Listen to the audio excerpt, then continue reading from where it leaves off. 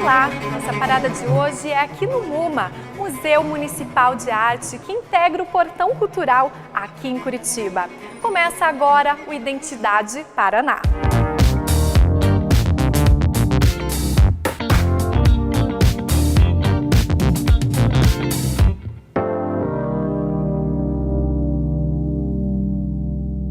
Seja bem-vindo! Nosso cenário de hoje é o Museu Municipal de Arte de Curitiba. Inaugurado em 5 de maio de 1988, ele tem o objetivo de preservar, conservar, guardar e divulgar o acervo de arte do município, reunindo aproximadamente 3.800 obras. Em 2000, o acervo foi enriquecido com 94 obras de 12 artistas paranaenses, que enfatizaram a fase contemporânea nos anos 80 e 90, período no qual a produção do Paraná obteve reconhecimento nacional.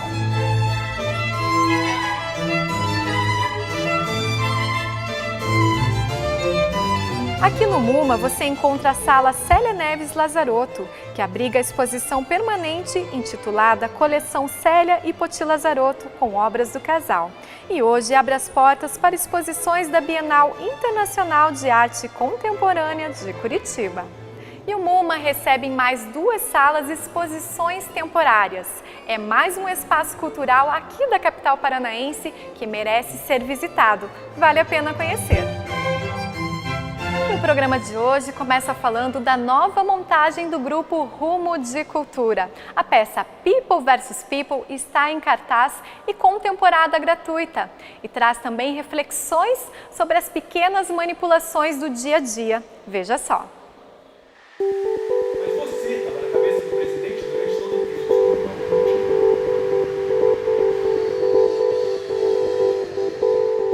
People versus People, pessoa contra pessoa, pessoas contra pessoas. Na verdade, é uma brincadeira que a gente faz com uma escrita de tribunal mesmo, quando um julgado está diante da plateia para efetivamente ser julgado, né? Um réu, né? Eu gostaria de saber qual crime foi cometido e com base em que ele faz essas alegações. Olha, eu te expliquei assim, inúmeras vezes que todo esse mal-entendido aconteceu por conta de uma pequena etiqueta. Há alguma dúvida sobre o crime? Não tem. Qual crime? O crime que foi cometido. Por mim. Não há dúvida. People vs People é dividido em 2 atos e ele, num primeiro momento, estabelece uma realidade possível para o espectador, uma realidade que vai se tornando concreta em forma de uma entrevista muito coloquial e que aos poucos vai se transformando num inquérito e quando você vê, você está no meio de um julgamento. No People vs People a gente tem referências na pesquisa de alguns outros ícones, Andy Warhol, Paul McCartney, e assim vai, são algumas referências. E a gente estabelece esse projeto de 4 peças em comum. Essa é a segunda peça dessa quadrilogia, assim. É uma peça onde o discurso é realmente o protagonista da ação, porque a gente trabalhou no sentido de usar grandes discursos de variadas pessoas e descontextualizar esses discursos para que o texto, enfim, para que a malha textual se formasse. Então, na verdade, quem está em cena protagonizando a ação é o discurso e eu e Diego damos voz a esse discurso, assim. Então, quem vier ao teatro vai ver 2 personagens, vai ver uma ação que é uma entrevista que gradativamente se transforma num julgamento. Os seus direitos constitucionais têm de ser preservados. O seu direito constitucional lhe dá o direito de não se autoincriminar, falar ou não falar. O que não impede que eu pergunte, mesmo que não haja resposta. Aos poucos, no decorrer da peça, enquanto essa realidade se transforma, o espectador é pego numa surpresa de uma entrevista aparentemente comum, coloquial. A gente poderia pensar que a plateia também são as pessoas que vieram julgar essa ação. Nossa expectativa é provocar, é tocar, mover a plateia, sim. Eu acho que os espectadores vão sair daqui se questionando sobre as nossas realidades e manipulações visíveis e invisíveis que nos rodeiam. E eu acho que traz um grande e forte questionamento atual sobre tudo que nos cerca. Acho que quem vier assistir vai sair um pouquinho mexido e refletindo sobre o nosso dia a dia, sobre o nosso momento presente. Como uma peça contemporânea feita nos tempos atuais, assim, ela representa basicamente tudo que tem no teatro, assim, tudo que poderia ser um gênero de teatro, porque na verdade ela vai se imbricando e vai produzindo sensações no público. O público que vier nos encontrar aqui no teatro vai poder passar por diversas sensações acompanhando o trabalho. Assim.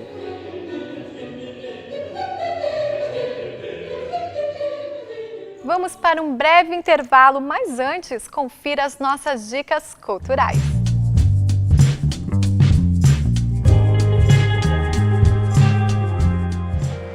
A música sertaneja vai invadir Terra Rica até domingo com a Expo Terra. Entre as apresentações estão os shows de Pedro Henrique e Fernando, Maiara e Maraísa e Bruno e Barreto. Para saber mais, a programação completa está no site do Ingresso Nacional. No sábado, a pedreira Paulo Leminski, em Curitiba, vai virar palco do Rock Nacional com o Prime Rock Brasil. Em sua segunda edição, o festival promete agitar a capital paranaense com bandas como Skank, Jota Quest, Capital Inicial e muito mais. Se um dia eu pudesse ver meu passado inteiro. Os ingressos podem ser adquiridos pelo Disque Ingressos. Nos primeiros erros. O Teatro Guaíra recebe neste fim de semana 2 grandes apresentações. De sexta a domingo, o Balé Teatro Guaíra entra em cena para apresentar o espetáculo Lago dos Cisnes.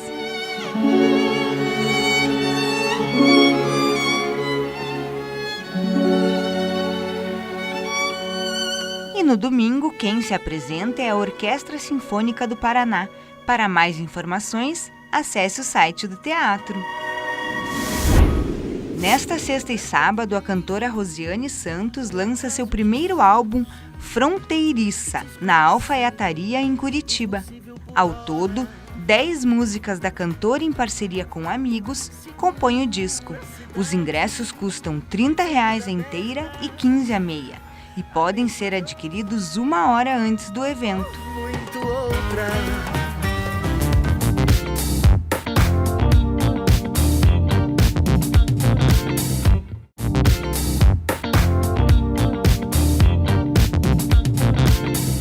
Estamos de volta com Identidade Paraná. Agora a gente vai direto para o quadro Compartilha.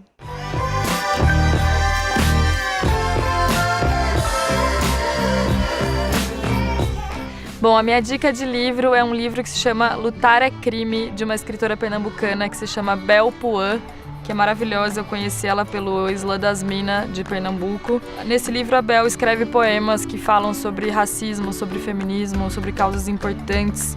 E ela fala de uma maneira muito poderosa e forte. Então, essa é a indicação. Eu gosto muito de Morretes. Morei um tempo em Morretes, tem Morretes no meu coração. Assim, então, acho que ali a Serra da Graciosa é o meu lugar de aterramento. E um filme brasileiro, Que Horas Ela Volta. Eu fiquei muito mexida quando eu vi esse filme. Achei ele também muito importante e muito sensível. Imagina, meu amor, você é praticamente da família, né? Conhecido pelo polo gastronômico e turístico de Curitiba, o bairro Santa Felicidade, que é formado há mais de 140 anos por imigrantes italianos, tem a sua história contada agora nas telonas.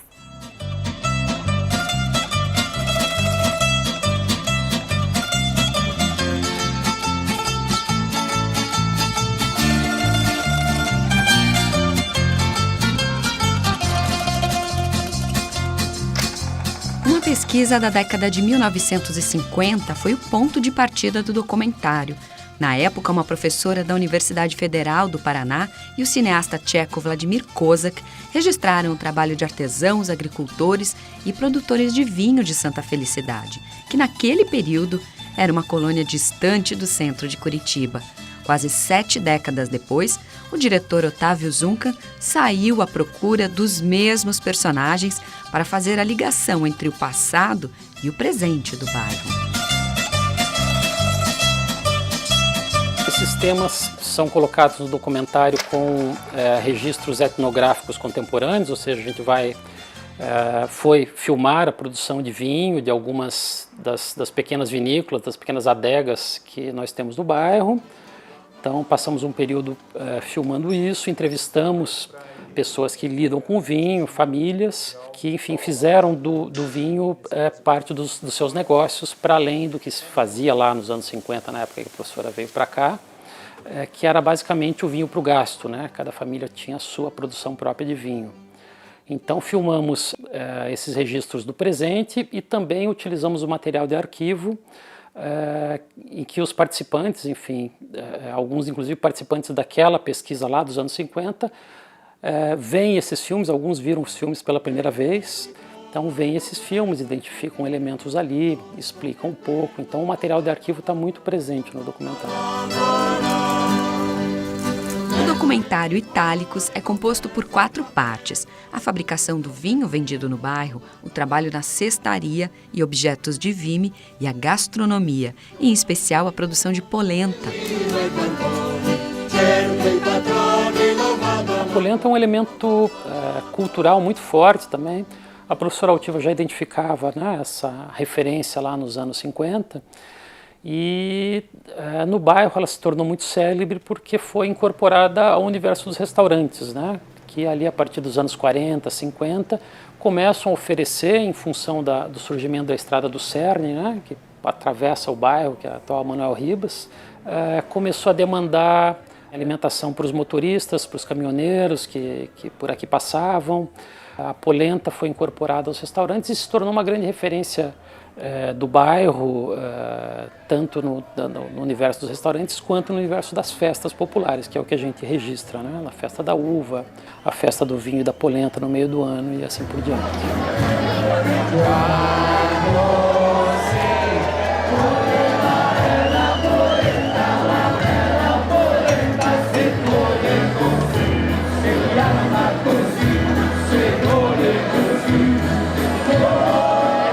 Foram necessários 2 anos para a captação e edição do documentário de 55 minutos, um registro histórico da transformação de uma das regiões mais charmosas e importantes para o turismo da capital. A gente encontra ainda temos algumas pequenas chácaras, ainda temos a presença do vime, do vinho, até dos ferreiros, né, e da polenta no bairro. Então esses elementos ainda resistem. Então a gente tem os restaurantes como uma força de atração, né, tanto do público turista de fora da cidade, quanto do curitibano, né, que acorre ao bairro para comer a polentinha frita, para se alimentar nos restaurantes do bairro. Mas como, enfim, outros pesquisadores apontaram, seria importante que se valorizasse essas referências culturais, trouxesse até mesmo elas para o público em geral de uma forma mais evidente, né? Seja através da criação de um museu, seja através de um circuito cultural dentro do bairro. Isso certamente ajudaria a que essas manifestações pudessem ser fortalecidas.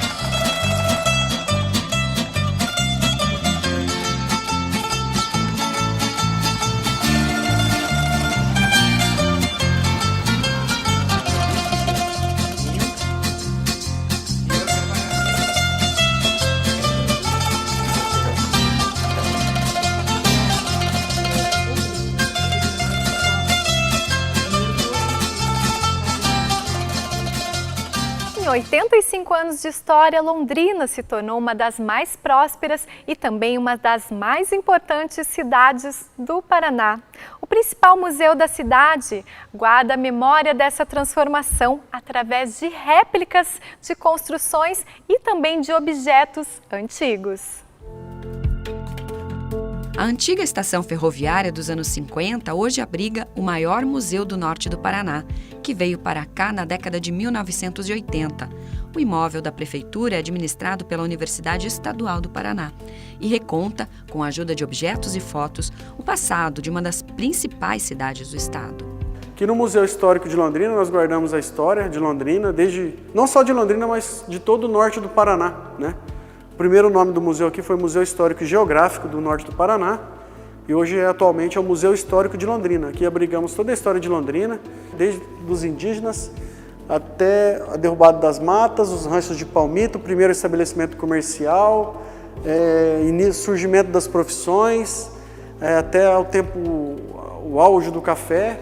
Então explica como nasceu a cidade, toda a transformação ocorrida no espaço geográfico e econômico até os dias atuais. Nós somos procurados durante o ano por mais de 350 escolas que passam por aqui. Elas agendam, né, são escolas da cidade e da região ou de cidades mais distantes também, que trazem os alunos para conhecer o Museu Histórico, para conhecer a exposição, mas também para conhecer o museu como um todo. Foi em 1929 que a Companhia de Terras do Paraná, uma empresa privada, deu início ao loteamento de áreas desta região, onde mais tarde se formaria a cidade. As primeiras casas foram erguidas com toras de palmitos, uma das muitas lições aprendidas com as tribos Caigangue, Guarani e Xetá, presentes aqui. Para a sobrevivência desses homens mesmo, esses imigrantes, eles aprenderam com as próprias tribos indígenas maneiras de sobrevivência, de como produzir essas casas, de como se proteger dos animais que aqui habitavam, né? Antigamente existia bastante onça-pintada aqui no norte do Paraná, mas por causa justamente desse processo de reocupação das terras, os animais foram sendo afastados por causa das derrubadas da mata. Então nós temos esses imigrantes, né, esses homens que fizeram parte da companhia, aprendendo a lidar com esses animais através do uso de arco e flecha, tanto que nós temos elementos aqui dentro do rancho de palmito. Planejada para comportar 30 mil habitantes nas áreas urbana e rural, Londrina tem hoje mais de 600 mil moradores. O desenvolvimento acelerado foi impulsionado pela vocação agrícola.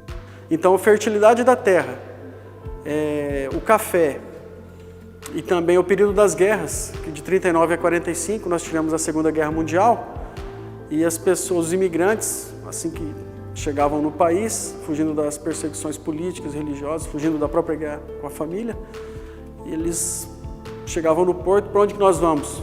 Vamos para o norte do Paraná, as fazendas produtivas, o café. E aí então Londrina foi formada por 32 etnias diferentes, 32 raças, né? Italianos, japoneses, americanos, espanhóis, portugueses.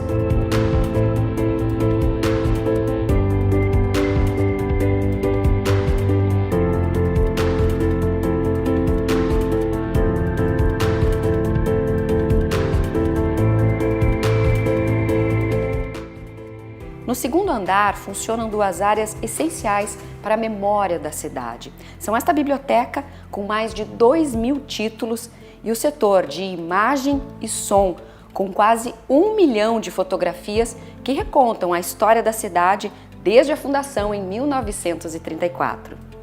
Aqui ficam disponíveis livros, documentos e jornais históricos. As imagens de vídeo e foto ficam guardadas numa sala com temperatura e umidade controladas. Cuidado essencial na preservação destes materiais únicos. Londrina foi uma cidade muito fotografada desde o começo, não só para a gente conseguir registrar os grandes feitos desses homens, mas também para conseguir fazer propaganda para que as pessoas que moravam em outros países, através dessas fotografias, viessem para cá. Construída por povos de diferentes origens que encontraram na terra roxa o sustento, Londrina é resultado da determinação e do trabalho de gerações de famílias brasileiras e estrangeiras. Agora vamos para um breve intervalo, mas já voltamos. Fique com a gente!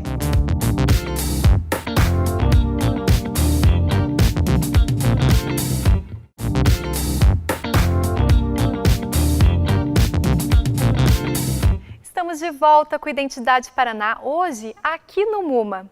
Você vai conhecer obras a céu aberto que têm conquistado e chamado a atenção dos curitibanos. O artista Marcelo Diamante transformou muros em enormes telas ao ar livre. Veja só. Quem passa pela Praça Ayrton Senna, em Pinhais, na região metropolitana de Curitiba, se depara com um mural pintado em homenagem ao piloto. A obra é do artista Marcelo Diamante. A questão de pintar o Ayrton Senna, ele trouxe uma memória de infância, quando todo domingo eu passava com meu pai assistindo as corridas, e não só pelo esportista também, né? Pelo legado que ele deixou. Para mim, foi algo especial pintar o Ayrton Senna. Trouxe toda aquela referência de criança, sabe? Este é apenas um pedacinho da obra do artista, que pintou ao lado da praça um muro de 144 metros de comprimento. A área de uma empresa que contratou Marcelo para o trabalho. Os painéis são inspirados nos animais da Mata Atlântica e nas tribos indígenas da região sul do país. As cores e o realismo das figuras impressionam os moradores, como o Giovanni, que passa todos os dias pelo local e acompanhou o trabalho do artista. Deixou o espaço melhor, né? Para quem passa ali, vê uma arte dessa, igual Ayrton Senna, que é um ídolo, né? Achei muito legal, troquei uma ideia com ele. Espaço muito legal, deixou a cidade mais bonita. E é essa interação com as pessoas que transformou a arte de rua na paixão de Marcelo. Depois de muitos anos à frente de um estúdio de tatuagem, ele resolveu se dedicar apenas ao trabalho externo. Me traz uma paz, porque a sensibilidade, é toda a atmosfera disso aqui, ó. É o carro passando, é o cara da bicicleta, é o cachorro que passa todo dia, é a senhora que passa e traz um bolinho e conversa com você. Então, toda essa atmosfera da rua, essa energia positiva, isso não dá é algo, não sei como explicar, mas é algo formidável, assim. É muito bom trabalhar na rua. O trabalho do Marcelo já se espalhou por vários lugares de Curitiba e região metropolitana. Aqui no Jardim Botânico, um dos pontos turísticos mais famosos da capital, depois de fotografar lá dentro, o visitante aponta a câmera do celular para o outro lado da rua, onde o mural inspira o amor. O desenho do beijo de Charlie Chaplin é um dos mais conhecidos do artista, que recebe elogios o tempo todo. O Jardim Botânico ele tem todo aquele ar de romantismo, né, da pessoa ir passear com a namorada, e eu pintei ele ali para a pessoa quando passar com a namorada ali, olhar para a gata assim e falar assim, vou dar um beijo na minha gata, ou passar com o pai ou com a mãe, vou dar um abraço no meu pai, vou dar um beijo na minha mãe, vou dar um abraço no meu filho. É isso que eu quis trazer naquele Charlie Chaplin lá, a referência para tocar a galera, sabe? Esta família de Belém do Pará conversou com a gente e mostrou que a ideia do artista funcionou e bem. Inspirou, Achei bonito, né? Achei lindo, né? Achei bonito. Aí nós estávamos aqui, né? Minha filha também, aí falou, nós batemos uma foto, aí ela viu aquele beijo, aí ela disse, papai, beija a mamãe, vai ver como é que fica. Aí nós tiramos, aí, né? Deu certo, acho. Foi a foto, chamou atenção, aí quisemos fazer igual. Parabéns, artista. Que tal dar boas gargalhadas? O Circo Zanchettini está em cartaz durante todo esse mês de dezembro no Parque Barigui. Viver sob uma tenda é como estar em casa para os integrantes deste circo. Eu nasci no circo, nasci numa barraca de circo, como a maioria dos meus irmãos, nasceu numa barraca de circo. Então aqui corre sangue, a serragem nas veias, como diz o ditado, né? E eu comecei muito cedo também, eu sempre fui um palhacinho, eu me lembro que eu era nenê na peça O Direito de Nascer. Então comecei muito cedo, a gente vai se trabalhando com os irmãos, né? Com a mãe, com o pai, a gente vai pegando carinho pela tradição do circo.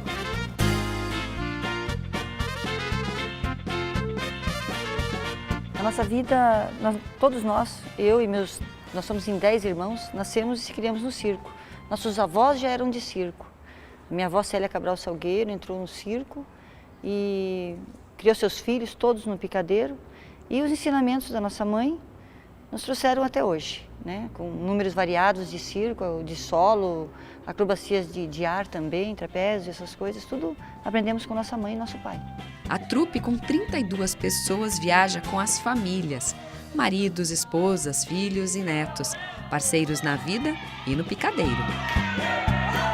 Com 21 anos a gente casou e eu vim morar no circo. Eu morava na cidade e vim morar no circo. E no circo a gente vai aprendendo. E o que eu mais me identifiquei foi pelo picadeiro ser palhaça. E eu faço a palhacinha Magali, que a gente apresenta todos os dias com o carro maluco, que a criançada gosta muito. Temos trapezistas voadores, o clássico trapézio voador. Temos força capilar, o número da boneca, os monociclos, faixas acrobáticas, duble trapézio americano, que também é um grande clássico. Temos engolidores de fogo. E o Globo da Morte é a grande atração também para finalizar o espetáculo. Mas temos uma grande vantagem, porque temos 36 apresentações diferentes. E a cada espetáculo vamos modificando algumas. Isso faz o público retornar sempre ao nosso circo. Todos os números feitos aqui são criados para encantar o público atual, mas sem perder os laços com o passado. Por isso, o Zanchettini é referência no Brasil como um circo tradicional. O circo tradicional, ele é daquele palhaço da cara pintada, bocudo, com a boquinha pequena, aquele palhaço que treme o nariz, que leva um susto, ergue a peruca, fica assustado. O circo tradicional é aquele dos saltos acrobáticos, o acrobata vem, dá o salto com pirueta, o trapezista voando no ar. E geralmente é uma família. É uma família, então... O circo tradicional é a família, são os uma avós, comunidade, o pai, os irmãos. É uma comunidade familiar. Entrando dentro da cidade, uma comunidade cheia de alegria entrando na cidade. Então, o circo tradicional é isso, é da pipoca, é da maçã do amor. É uma palavra só, é a continuidade. De pai para filho. E quando eu tinha já 12, 13 anos, já chegou o Globo da Morte no nosso circo, já foi uma oportunidade única, né, para mim. E entrei, comecei a ensaiar e já rodava horizontal, fazia horizontal, rodava sozinha, entrava nas matinês, já comecei a me familiarizar dentro do Globo. Aí o meu irmão Márcio fazia o Globo sozinho, só ele nos espetáculos. Ele me disse, Márcia, você entra comigo e vamos fazer uma parceria bonita aqui dentro, eu te ensino e vai embora. E comecei com ele e nunca mais parei. Hoje já faço 30 anos de Globo da Morte. Hoje já com 5 motos.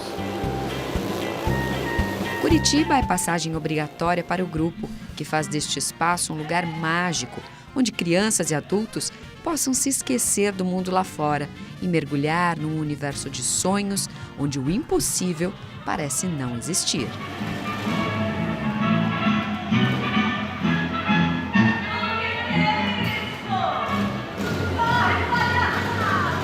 E agora a última dica do Identidade.